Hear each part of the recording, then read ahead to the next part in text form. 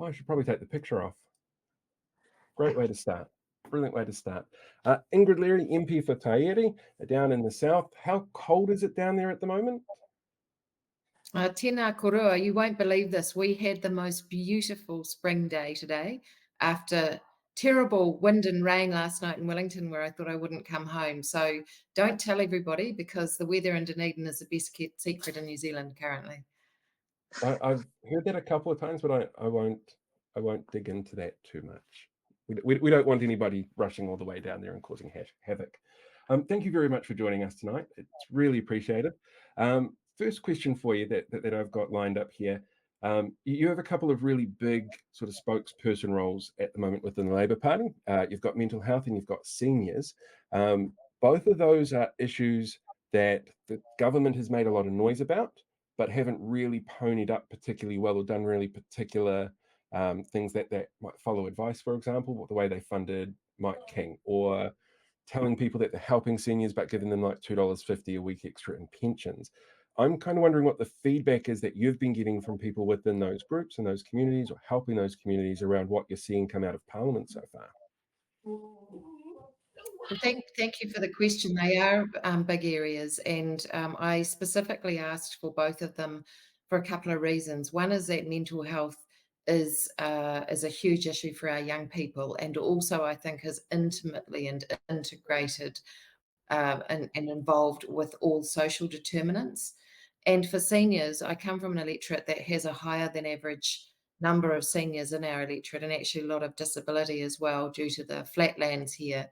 And so the impacts, particularly the social determinants such as poverty, housing, cost of living, and so on, impact that group very specifically. So they're two huge responsibilities and privileges to be able to serve, and I feel really passionately about them. I would say, yes, I think Matt Ducey has gone into his role as the new mental health minister with good intentions. The problem that he has is that he doesn't have control of the budget. It sits with the Minister of Health, Shane Reti. Um, and they've been tied by their own silly coalition agreements to fund Gumboot Friday and to do the mental health innovation fund. The issue with Gumboot Friday is just the procurement process was a debacle. It wasn't done transparently and has left issues over picking favourites, but also there are still questions around safety. So I think we'll see more stories come out about that and more concerns. What it also means is that the money that's gone to Gumboot Friday couldn't be made available to go to other community groups who are working at the coalface and who have got really good best practice and who are now at risk of closing. In fact, some of them, like Here For You in Gisborne, have already closed. With the Mental Health Innovation Fund, that was supposed to be the lifeline, and a lot of community groups didn't want to speak out to the media because they thought that was their chance. And certainly the minister held it out as their chance to be able to get some funding for important mental health innovation programs. And then they found out that you need $250,000 sloshing around in your bank account to be able to co-fund a program, plus a social return on investment report, which costs around $20,000 or $30,000, depending on the size of the organisation. And we know that community groups just don't have that money available.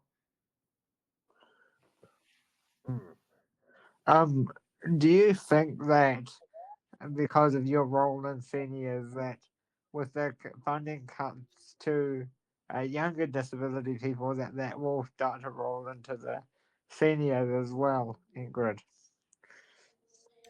You raise a really good question, and I've just had my colleague, the Honourable Priyanka Radhakrishnan, in the Tairi electorate meeting, first with the disabled community groups and then with the service providers, and it's been heartbreaking. People are so fearful. They've been through such a hard time over the last few months with the changes that have come in. The change this week around residential care is particularly concerning. There were a number of people there who said that moves have been afoot within their family situation to go through the process of a family member being able to go into a residence to live their best life as a choice, and now that has been taken away from them. So although the targeting currently for the cuts seems to be around young people with oranga tamariki and in the disability sector, it is going to, the next wave, I have no doubt, will be probably targeted at seniors. And seniors are already facing huge issues, particularly around housing. We always think that seniors are concerned about health, but actually one of the biggest social determinants to be able to improve the well-being and the opportunities for seniors for a healthy and good life is to have good housing available, and that just isn't there for many of them, and it's going to get worse with the aging community. Add to that longevity of life and an increase in disabilities, and very few houses or even thought going into how we make housing enabling for our disabled seniors, and we've got pretty much a crisis on our hands. Mm. As someone with a disability that is in the younger generation, I worry for myself, but I also worry about the older people. So I appreciate your statement. I'm kind of curious. Yeah, You also put on. Oh, No, go ahead. The joy of technology. It's like a seance. I'm kind of curious with your role in the Health Select Committee. How often do you sit there and go, look, we've had a 22% reduction in housing permits that Stats NZ put out today. This is going to impact long-term people's health in these ways. Or, we're not focusing on preventative measures. We're not focusing on early intervention methods. That's going to then put stress on people in terms of their mental health, in terms of their physical health down the line in the hospitals.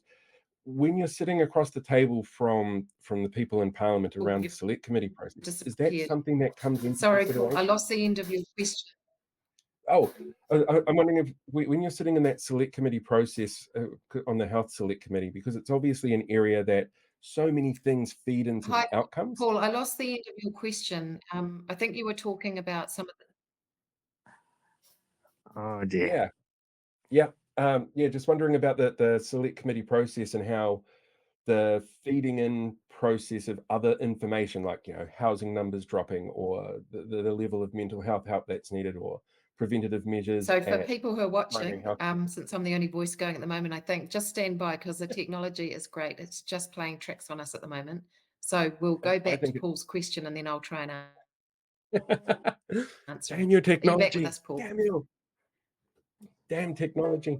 Um, so yeah, I'm kind of curious when you're working in that select committee for the health sector, how often conversations pop up around those sort of extra activities that feed into health outcomes, like housing, for example, and housing availability, or primary healthcare providers, mental health care.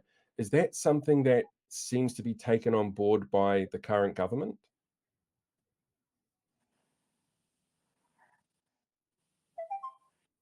Mm. I think my technology is failing me, but the Paul, audience is hearing both of us. yeah, I think I'm not sure what the question involved. I think you were talking about the social determinants and the things that go into quality of life for actually mental well-being for all communities, but also specifically for our seniors.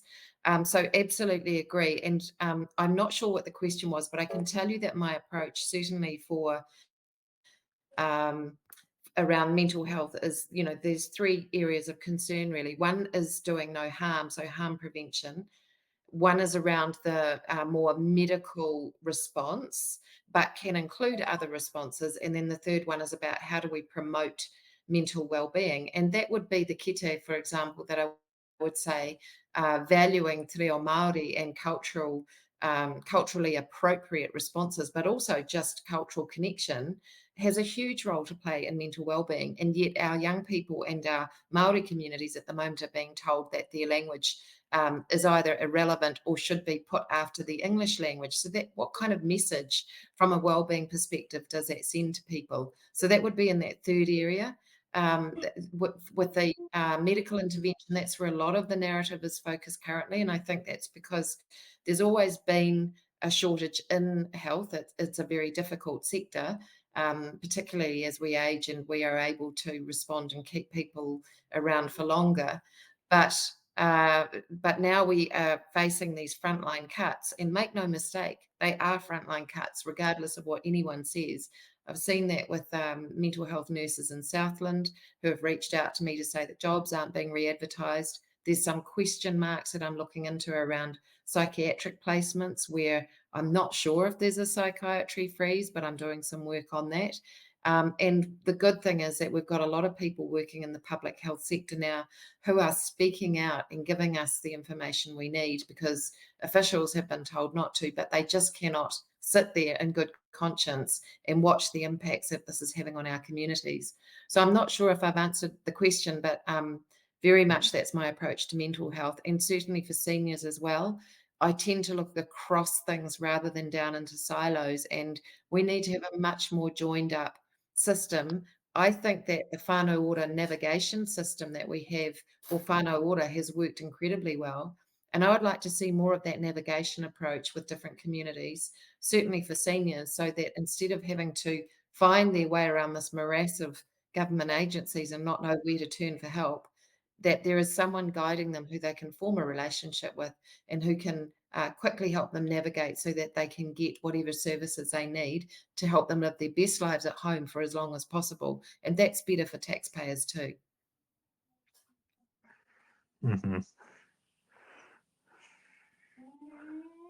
I'll let you take the next question, Blake, just in case my audio is playing up again. Can you hear me, Ingrid? Yes, I can, Blake. So, going back to what, so as I said earlier, I appreciate your statement on disability as a young person, because it's really tough for us at the moment. As you know, I've been advocating really, really hard to get my petitions out and to drive it here in the Wellington region. So, are you looking to do something similar in your area? Have your local disability advocates for your constituency do the same sort of thing?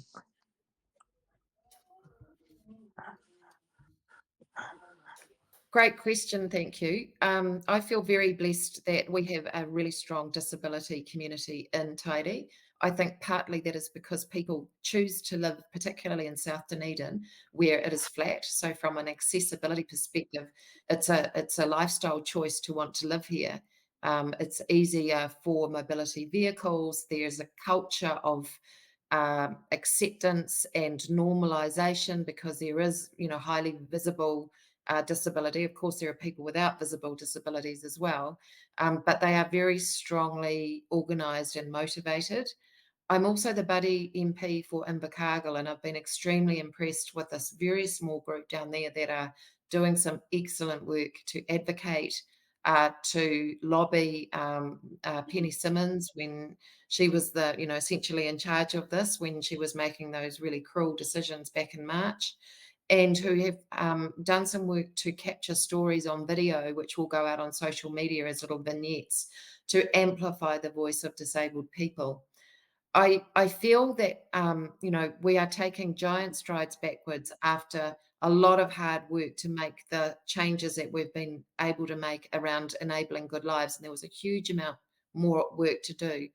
But our democratic system and our parliamentary system, I feel very strongly we need to see more people who identify as disabled as members of parliament. And I think the parties have a role to play in that. We've done it for women.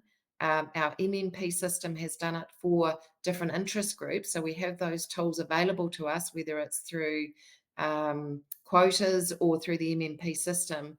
And we have had some people have identified as having learning disabilities. The more we can have those strong voices right there in the chamber advocating and really close to influencing the making of laws, I think the more quickly we will make progress. And so I'm proud that in the Labour Party we have the Kirk sector. I think we can do more. All the parties can do more to really try and get some equity into our political system to get those voices into Parliament. We've had a question pop up from one of the people in the chat room. Just wondering if you're able to explain what the buddy electorate system is.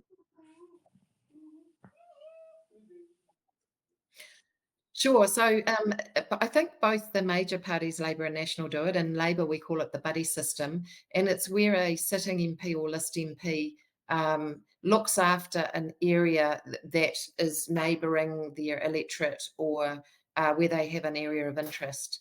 So prior to last year, the really fantastic Dr. Liz Craig was serving as the list MP based in Invercargill. She has moved on to other things, and so now I get in my van fairly frequently. I'm possibly going down there again on Sunday to work with the communities there and understand it, so they feel that they have a Labor representative there. Of course, there will be a sitting MP from another area, such as Penny Simmons from National, but I'm the alternative there, and I'm keen to serve that community, and it's been an absolute delight getting to know them. Fantastic. Right. I have one more question for you before we let you escape for the night and enjoy the cool evening down there. And it's on a completely different topic. As somebody who got into a little bit of news recently around comments that you made in the select committee, particularly towards Tanya Unkovic, who is a speaker for Stand Up for Women, which is a known anti-trans group. She introduced the anti-trans bathroom bill. You were sort of pulled up a little bit about the comments that you made. I've had a few people ask me, how come you get pulled up for something like that in the select committee process? Because there's an idea that as an MP, you've got certain privileges of things that you're allowed to say. I wonder if you're able to sort of explain the process of that for people. Sure. I don't want to speak specifically on this case because I think that would be disrespectful to the process that we've had and to Yep. the apology that I offered to Tanya and to the House and the process that was afforded by our Speaker. What I can say is there is a standing order that says that MPs, I can't remember the exact wording, but it's something like can't cast aspersions on other members of Parliament or whatever. And so I was pulled up on that. I think it is a good practice to critique the behaviour of members rather than to label them. Although, we've seen lots of labels bandied around the House fairly recently. It's been quite a tense time due to lots of the politics and changes that are going through. So I hope that provides some context. As I say, I wouldn't want to comment specifically because there is a process, and I have apologised unreservedly. Mhm. If members of the public have issues with, say, me as an MP or any other MP, and the behaviours that we that we show, or if they feel that we're in contradiction of certain values, then certainly it's up to them to let us know that, or to write letters to the paper or whatever. But there are certain standards that have to be upheld within the parliamentary system for the MPs. That makes perfect sense. Thank you very much for that. And thank you very much for the time tonight. It's been really appreciated. Thank you, Ingrid. Yeah, thanks, Ingrid. Thank you so much. It's been a pleasure, and carry on the good work. Thank you. Thank you. All right, Bye-bye. we'll catch you later.